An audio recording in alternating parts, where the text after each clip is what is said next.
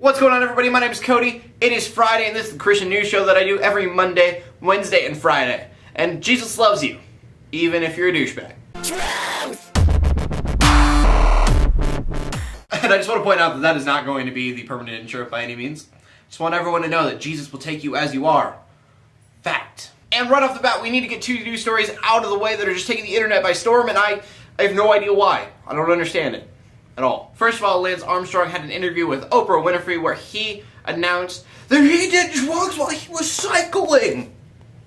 And for whatever reason, that was the internet's reaction pretty much. Yeah, back when Armstrong was doing all that cycling stuff and he was getting really big, winning all those races, it turns out that he was taking a lot of body enhancements. And because those enhancements were illegal, he lost a lot of his titles, including his bronze medal in the Olympics. And I mean, I kind of get it because, I mean, he was doing drugs, he was someone's hero, and now they find out their hero was cheating. That kind of sucks, I suppose. So yeah, I figured I should probably talk about it because people are freaking out, and I'm a news source, so I figured I should give that news out to people. And then the other story is Manti Teo, who, if you haven't heard, had a fake girlfriend and didn't know about it. And what we do know is that Manti is a linebacker for Notre Dame, and that he had a girlfriend that was completely non-existent, but we don't know whether or not he knew that. Because it could be one big publicity stunt and he could be part of it, or it could be this thing called catfishing where he had this girlfriend, he knew everything about her and everything, but it was somebody else, made the account, made her friends, everything. And turns out she wasn't real at all and that he was just talking to somebody who was making a joke. I mean, yeah, I feel bad for the guy. I just don't see why it's that big of news. And then, of course, to be completely hypocritical, we got to talk about Chris Tomlin making #1 on the billboards. And what's crazy about this is Chris Tomlin is a worship artist. I mean, if you go to a church and they don't sing hymns, they're probably singing something from Chris Tomlin or some other band like him.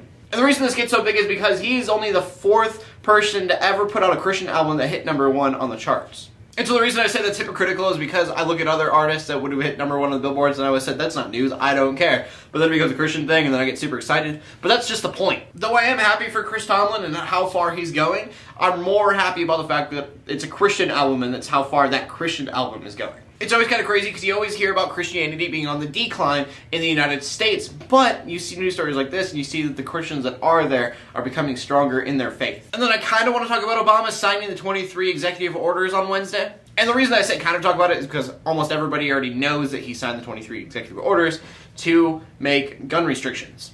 So more what I want to talk about is how does that affect you as a Christian? And just like my answers usually are for this, it really shouldn't affect you. I mean, there really aren't that many Christians out there with assault rifles, so it's not really a big deal to Christians. And I really hate to do this because we just talked about how the United States may become less and less Christian on Wednesday, but if things like this were to happen a lot where he's giving these executive orders, then things could spiral into smaller and smaller stuff. I mean, we talked about Obamacare a few times where that could force people to pay for other people's abortions. So stuff like this is getting passed and it's really big and it's kind of important that this stuff gets passed, but it always becomes a worry that maybe something smaller will get passed and then something smaller and then something smaller and then you really don't have any rights. And I say that I want to point out that there's nothing to freak out about. It's just something that maybe Christians should probably keep our eyes on. Because I mean, it is something that could happen, but it's not something that is happening. Don't freak out about it. Just keep your eye out for it. And so with that, the question of the day is, what do you think about Obama giving all these laws for gun control? As always, please leave a comment in the comment section below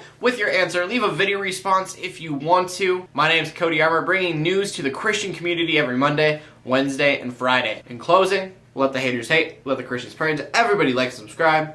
I'll see you later, and God bless.